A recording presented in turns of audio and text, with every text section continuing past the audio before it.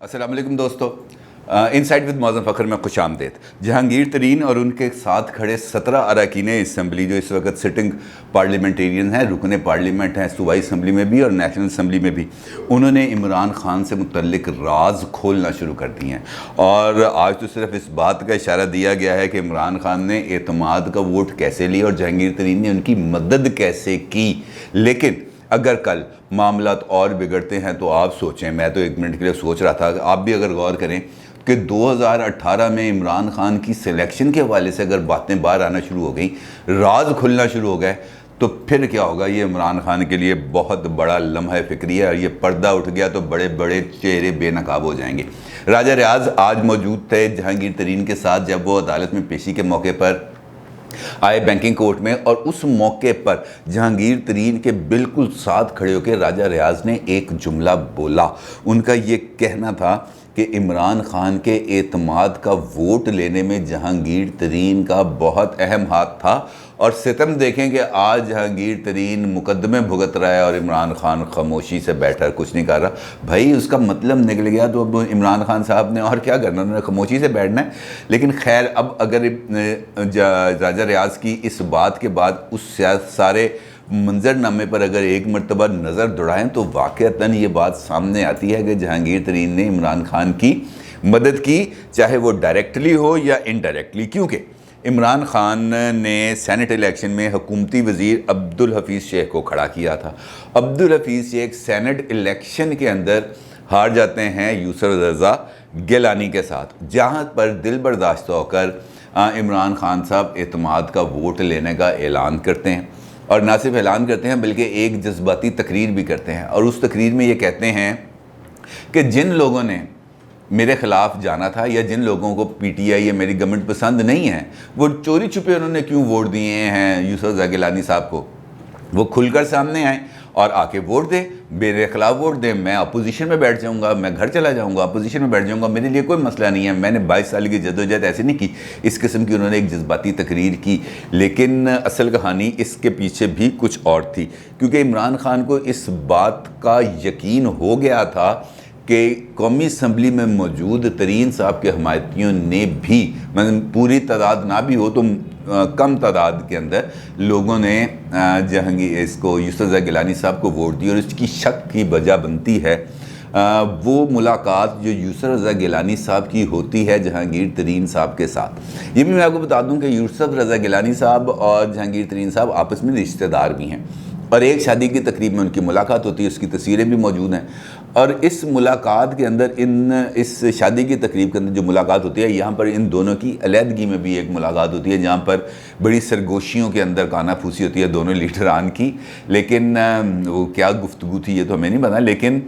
इसकी तमाम तर रिपोर्ट पहुंचती है इमरान खान साहब के पास। और इमरान खान साहब जब हारते हैं अब्दुल हफीज़ शेख, तो इन तमाम चीज़ों का जब एनालिसिस करते हैं तो उनको इस बात का यकीन हो जाता है कि जहांगीर तरीन ने हमायत की है यूसुफ रज़ा गिलानी साहब की। क्योंकि एक अमूमी तासुर ये पाया जाता था कि चूँकि यूसुफ रज़ा गिलानी साहब कोई 9-10 वोटों की अक्सरियत से, मैंने 169 वोट्स लिए थे उन्होंने, यानी कि 9 वोट्स की अक्सरियत के साथ वो जीते थे। तो अमूमी तासुर ये था कि काफ लीग, GDA, MQM और कुछ 1-2 लोगों ने, PTI के भी लोगों ने उनको वोट दिया। लेकिन अब अगर हम इस सूरत हाल को देखें और इमरान साहब की उस बात को मद्देनज़र रखें तो ये लगता है कि वहाँ पर ये तादाद जो PTI के अरकान असम्बली की थी और जो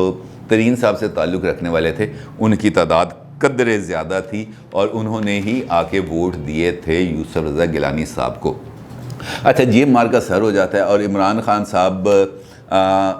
बिल्कुल रेडी हो जाते हैं एतमाद का वोट लेने के लिए। और फिर वो बैठ जाते हैं आगे पार्लियामेंट हाउस के अंदर, फ़र्दन लोगों को बुलाते हैं, तू भी आ जा, तू भी आ जा, तू भी आ जा, आगे मुलाकातें करते हैं। लेकिन वहाँ पर एक बंदा उनसे मुलाकात नहीं करता। और ये बात मीडिया पे भी रिपोर्ट हुई है, मेरा भी वीलॉग इसमें पड़ा हुआ है, आप रिकॉर्ड के अंदर आप उसको चेक भी कर सकते हैं। उसके अंदर मैंने ये बताया था कि राजा रियाज साहब ने मुलाकात नहीं की थी इमरान खान के साथ। और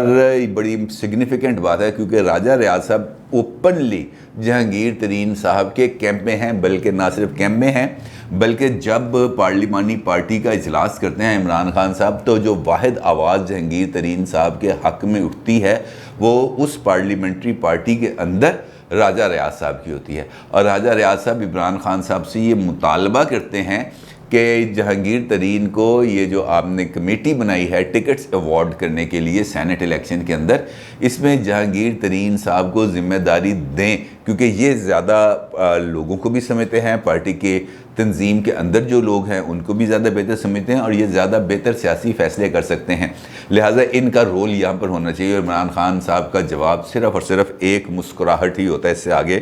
وہ کوئی بات نہیں کرتے۔ تو پھر معاملات آگے بڑھ جاتے ہیں، لیکن جب ملاقات نہیں کرتے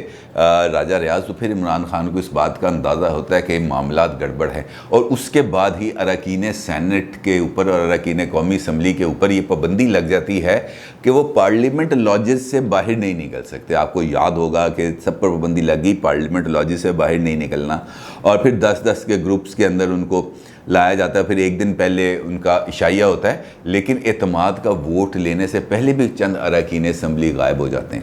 اور اس کا اعتراف خود شیخ رشید احمد صاحب جو وفاقی وزیر داخلہ ہیں مختلف ٹی وی چینلز پر انٹرویوز میں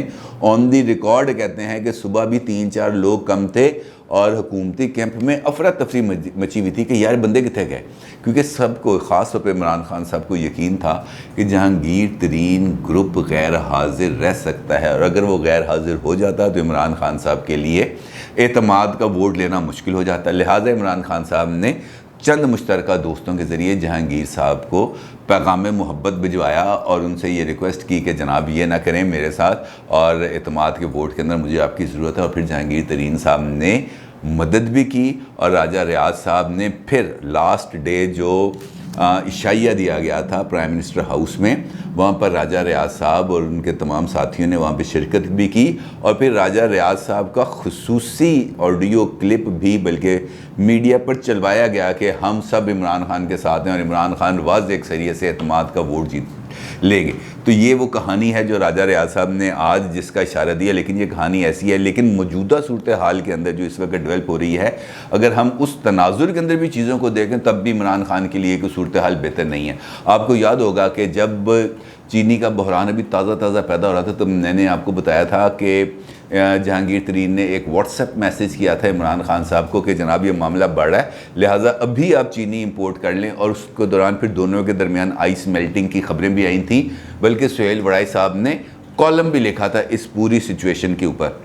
اور انہی دنوں کے اندر پرویز خٹک صاحب کی طرف سے ایک بیان سامنے آیا تھا، ایک تقریر سامنے آئی تھی، جس میں وہ یہ کہہ رہے تھے کہ عمران خان کی حکومت تو میرے دم پہ کھڑی ہے، میں چاہوں تو 24 گھنٹے کے اندر عمران خان کو گھر بھیج سکتا ہوں۔ اور اس کے بعد پھر ان پر خاصا دباؤ پڑا، انہوں نے اپنے اس بیان کو واپس لے لیا، اور ابھی حال ہی کے دنوں کے اندر آپ میرے گزشتہ 3-4 دن کے ویلاگز دیکھیں، اس کے اندر میرا ویلاگ ہے کہ گورنر پنجاب نے عمران خان پر تنقید کی اور کہا کہ عمران خان صاحب سوچے سمجھے بغیر جذباتی انداز میں فیصلے کرتے ہیں۔ انہوں نے یہ بڑی تنقید کی عمران خان صاحب کے اوپر، اور انہوں نے یہ مشورہ بھی دیا تھا کہ وہ قائد اعظم کے نقش قدم پر چلیں، کوئی بھی فیصلہ کرنے سے پہلے 10 مرتبہ سوچیں اور پھر جو فیصلہ کریں اس پر قائم رہیں۔ پھر انہوں نے عمران خان کو مشورہ بھی دیا تھا کہ اگر آپ نے عبدالحفیظ شیخ کو نکالنا تھا تو کوئی عزت سے نکالتے۔ پھر اس کے بعد غلام سرور خان جو خود اس وقت وفاقی وزیر ہیں، ان کا بھی میں نے آپ کو ایک بیان بتایا تھا جس میں انہوں نے کہا تھا کہ ہم کابینہ کے ممبر ہیں، ہماری کوئی نہیں سنتا، زراعت سے متعلق جو فیصلے ہیں وہ لوگ کرتے ہیں جن کا زراعت سے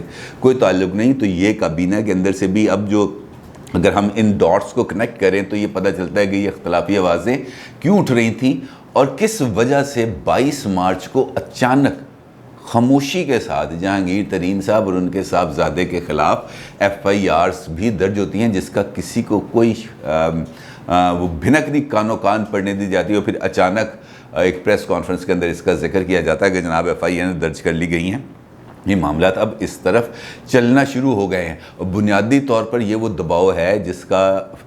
عمران خان محسوس کر رہے ہیں، اور یہ وہ ملاقات کا دباؤ ہے جو جہانگیر ترین کی پیپلز پارٹی کے ساتھ قربتوں کے حوالے سے شروع ہوا ہے، اور اب پیپلز پارٹی کی طرف جو ان کی قربتیں ہیں وہ تھوڑی سی بڑھتی ہوئی نظر آئیں، جس کا ثبوت کل شائلہ رضا کی ایک ہمیں ٹویٹ سے بھی ملتا ہے۔ تو بنیادی طور پر یہ وہ جو سیاسی لڑائی ہے وہ اب FIA کے کندھوں پر رکھ کر لڑی جاتی ہے۔ اور آپ کو یاد ہوگا، آپ کو یاد ہونا چاہیے، میں نے آپ کو بتایا تھا کہ عمران خان صاحب نے اب یہ فیصلہ کیا ہے کہ اب وہ جو بھی मुकदमे बाजी या एहतसाब के नाम पे जो कुछ भी स्क्रू टाइट जिसका भी उन्होंने करना है, अब उन्होंने नैब के ज़रिए नहीं करना, अब उन्होंने FIA को इस्तेमाल करना है। तो जहांगीर तरीन साहब के ख़िलाफ़ भी FIA को इस्तेमाल किया जा रहा है। 3 FIR दर्ज हो चुकी हैं और बुनियादी मकसद उनको ना सिर्फ दबाव में लाना है बल्कि पीपल्स पार्टी से दूर करना है, और हो सकता है कि उनको किसी मुकदमे में गिरफ़्तारी का सामना भी ना करना पड़ जाए, और गिरफ़्तारी होती है तो फिर इमरान खान के लिए मुश्किल दौर शुरू हो जाएगा, और फिर 2018, 2008, 2012 इस किस्म के कई मामलात सामने आएंगे जो सामने आना किसी भी तौर पर इमरान खान साहब के लिए फेवरेबल नहीं होगा। अपनी राय का ज़रूर इजहार कीजिएगा। आपका बहुत शुक्रिया। अल्लाह हाफ़िज़।